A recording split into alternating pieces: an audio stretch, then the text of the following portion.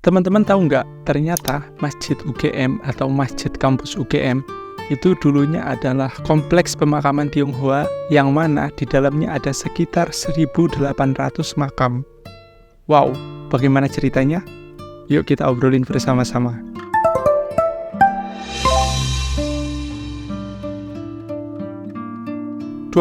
Mei 1998 atau tepat pada saat Presiden Soeharto lengser, panitia pembangunan Masjid Kampus UGM tengah menentukan arah kiblat dengan melibatkan pihak Departemen Agama atau saat ini Kemenak dan tim dari jurusan Geodesi UGM. Namun, tahun-tahun sebelum itu, pencarian lahan untuk mendirikan kampus UGM sudah dilakukan. Nah, pencarian lokasi ini dipimpin langsung oleh Rektor UGM yang pada saat itu dipimpin oleh Profesor Kusnadi Haryo Sumantri. Lokasi awal ada di utara Fakultas Teknik, namun di lokasi ini ternyata sudah ada rencana untuk pembangunan masjid. Nah, masjid ini yang kini kita kenal dengan Masjid Siswa Geraha.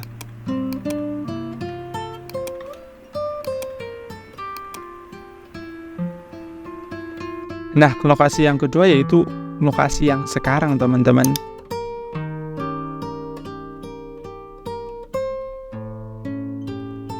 Namun lokasi yang sekarang maksudnya, dulu itu memiliki dua hambatan, teman-teman. Nah, hambatan yang pertama, lokasi tersebut itu merupakan kompleks pemakaman Tionghoa yang mana di dalamnya itu ada sekitar 1.800 makam. Banyak banget kan? Hambatan yang kedua yaitu tanah ini merupakan Sultan Ground, yaitu tanah kepemilikan Sultan, yang mana pihak UGM harus mengurus perizinan terhadap Sultan atau keraton. Untuk menyelesaikan masalah ini, dilakukan rembukan atau diskusi antara pihak UGM dengan pihak Keraton Yogyakarta selaku pemilik lahan. Dan ternyata pihak keraton memberikan lampu hijau dengan memutuskan bahwa makam tersebut boleh dijadikan lahan Masjid Kampus UGM tanpa perlu mengganti harga tanahnya. Dengan demikian, panitia menetapkan lokasi pemakaman ini sebagai lokasi bakal Masjid Kampus UGM.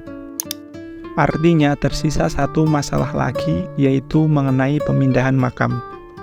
Singkat cerita, setelah pencarian beberapa lokasi untuk pemindahan makam di Yogyakarta, akhirnya didapatlah lokasi untuk pemindahan makam yaitu di daerah Piungan.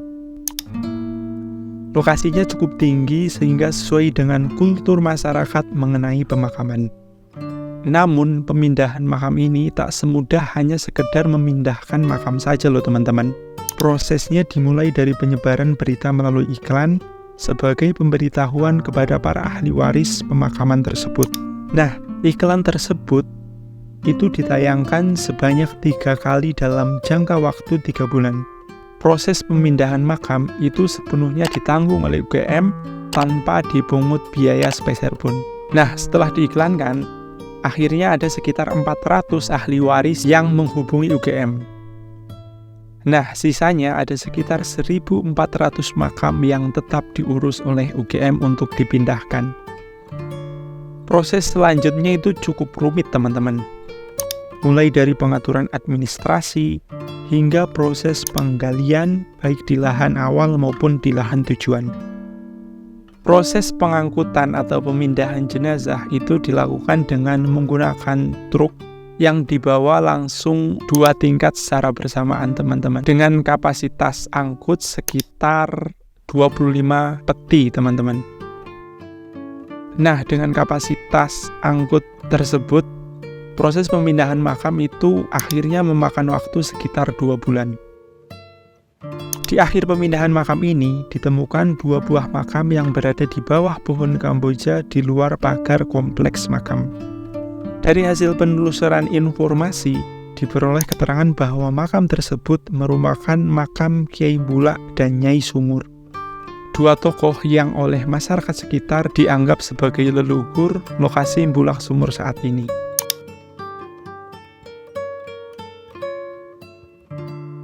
Dan 2 makam tersebut tidak ditemukan ahli warisnya, teman-teman. Setelah dilakukan penggalian, ternyata tidak ditemukan kerangka atau apapun di dalam makam. Akhirnya, tanah yang ada di tempat tersebut dimasukkan ke dalam peti dan dipindah ke makam Kuncen. Pohon Kamboja yang menaungi kedua makam tersebut, yaitu makam Kyai Mbulak dan Nyai Sumur, itu sempat ditawar oleh seorang pembeli, nggak tahu orangnya siapa, itu dengan kisaran harga 3 juta teman-teman. Jadi menurut pembeli, pohon tersebut itu akan dijadikan sebagai jimat. Namun penawaran tersebut ditolak oleh pihak panitia masjid. Dan hingga kini, pohon Kamboja yang sama masih menaungi lahan parkir masjid kampus UGM.